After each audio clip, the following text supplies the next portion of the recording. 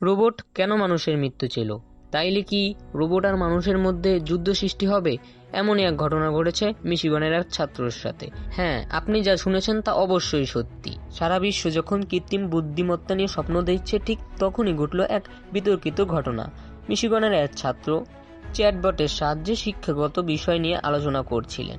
কথোপকথনের মাঝখানে চ্যাটবট ব্যবহারকারীর প্রতি আপত্তিকর এবং সহিংস বার্তা প্রেরণ করে। সেখানে তাকে মৃত্যু কামনা মতো কথা বলা হয়। এই ঘটনা ব্যাপক সমালোচনা এবং উদ্বেগ সৃষ্টি করে। এছাড়া গত জুলাইয়ে চ্যাটবট নীতিমালার বাইরেও স্বাস্থ্য বিষয়ে ভুল পরামর্শ দিয়েছিল।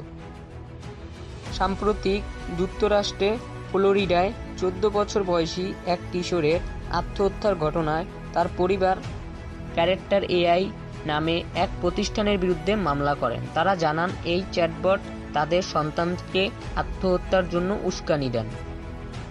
গুগল এই ঘটনার জন্য ক্ষমা প্রকাশ করেছেন। বিশেষজ্ঞরা বলেছেন, বড় ভাষার মডেলগুলি বিশাল ডেটাসেট থেকে ও শিখলে মাঝে মাঝে ক্ষতিকর বা আপত্তিকর বার্তা প্রদান করতে পারে, যা এ ধরনের ঘটনার জন্য দায়ী হতে পারে।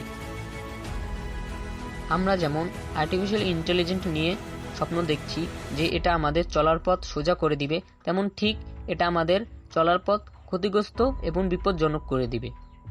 প্রতিটা জিনিসের ভালো এবং খারাপ দিক রয়েছে। আজকের ভিডিও এই পর্যন্তই। আমাদের টুয়েস রেডার চ্যানেলটি সাবস্ক্রাইব করে পাশে থাকবেন। আল্লাহ হাফেজ।